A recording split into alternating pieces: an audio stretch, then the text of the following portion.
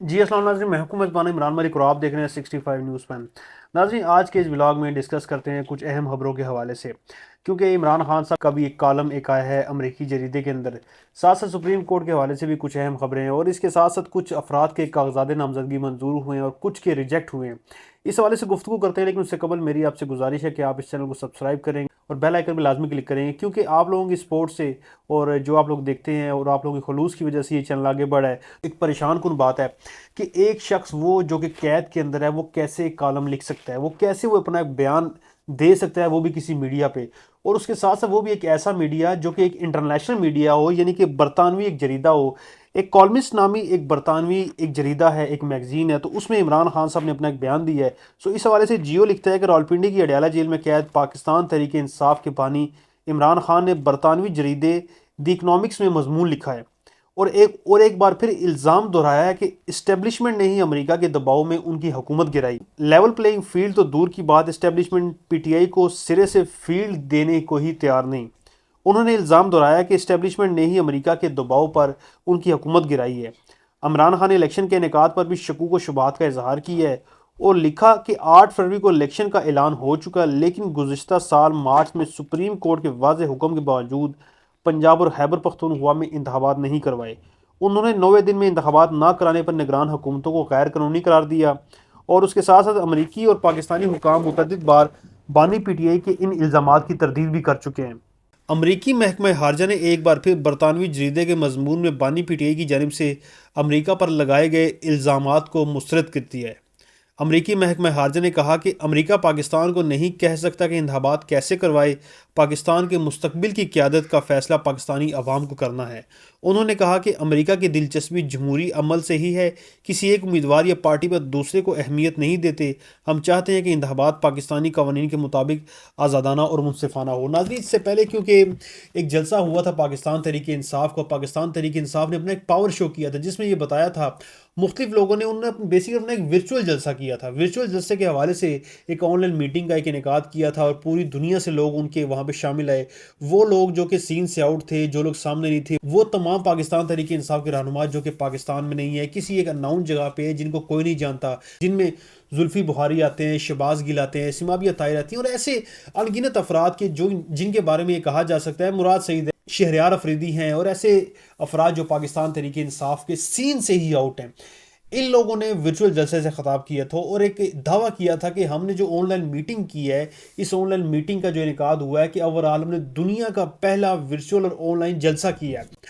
اس virtual meeting کے ہی دوران ہم نے ایک چیز یہ بھی دیکھی کہ عمران خان صاحب نے جیل سے اے آئی ٹیکنالوجی کے ذریعے قوم سے خطاب کیا تھا۔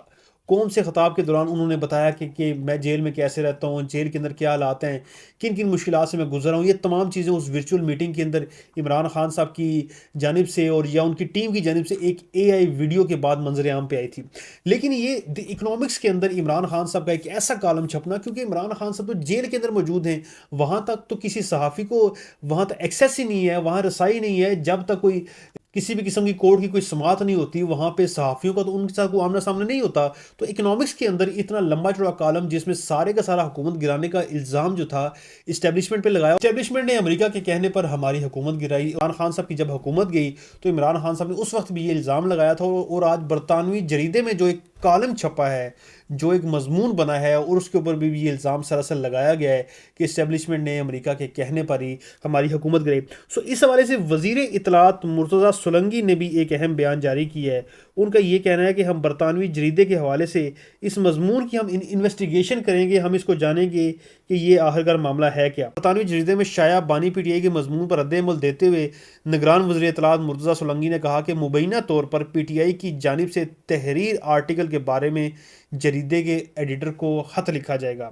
انہوں نے کہا کہ یہ حیران کن اور پریشان کن ہے کہ معزز ادارے نے ایسے فرد کے نام سے مضمون شائع کیا جس میں جو جیل میں ہے اور اسے سزا ہو چکی ہے۔ اخلاقی معیارات برقرار رکھنا اور ذمہ داران صحافت کو فروغ دینا انتہائی ضروری ہے۔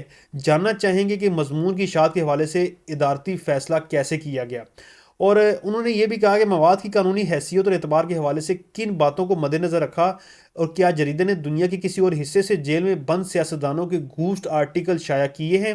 اور مرزا سلنگی صاحب یہ بھی کہتے ہیں اگر جیل میں بند مجرم میڈیا کو لکھنے کے لیے آزاد ہوتے ہیں تو وہ اپنی یک طرفہ شکایات کو نشر کرنے کے لیے ہمیشہ اس موقع کا استعمال کرتے. سو ناظرین یہ تھا عمران خان صاحب کا آرٹیکل جو کہ کافی حیران کن تھا اور پریشان کن تھا. اس حوالے سے کچھ سپریم کورٹ کے اندر بھی کچھ ایک خاص سماعت ہوئی ہے.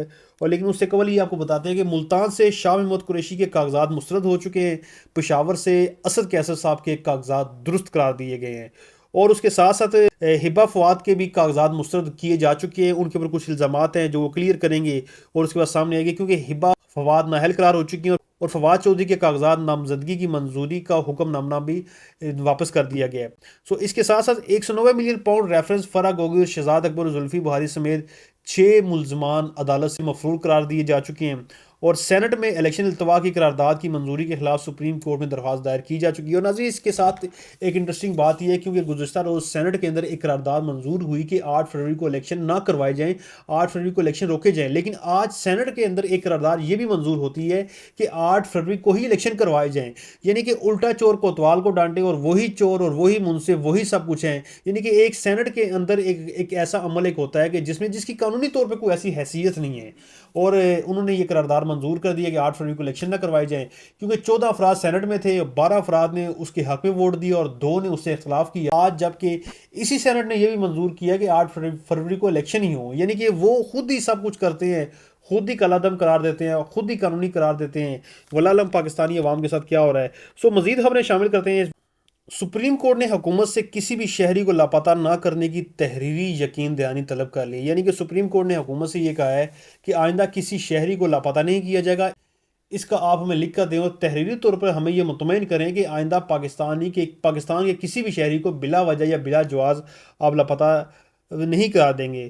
اور پرویز خٹک صاحب یہ کہتے ہیں کہ اپوزیشن جماعتیں میری مقبولیت سے خائف ہیں, خواب میں بھی نظر آتا ہوں. پرویز خٹک صاحب یہ کہتے ہیں. اور پرویز خٹک صاحب کو یہ سوچنا چاہیے کہ پرویز خٹک صاحب ایک اس شخص کے ساتھ بے وفائی کر کے اپنی راہیں جدا کر لی ہیں کہ جن کی خاطر وہ قسمیں کھاتے تھے.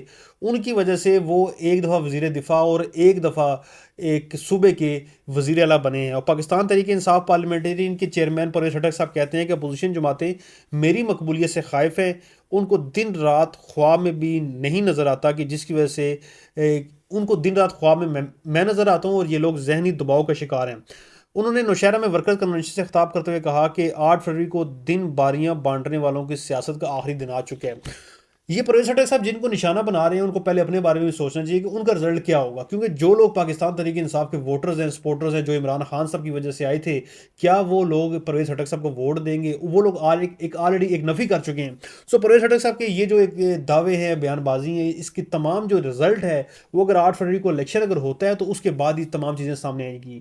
ناظرین خبریں تو اور بہت ساری ہیں لیکن آج کے لیے اتنا ہی کافی ہے. اس کے ساتھ ہی آپ سے اجازت چاہتا ہوں. عمران ملک 65 نیوز اسلام آباد سے.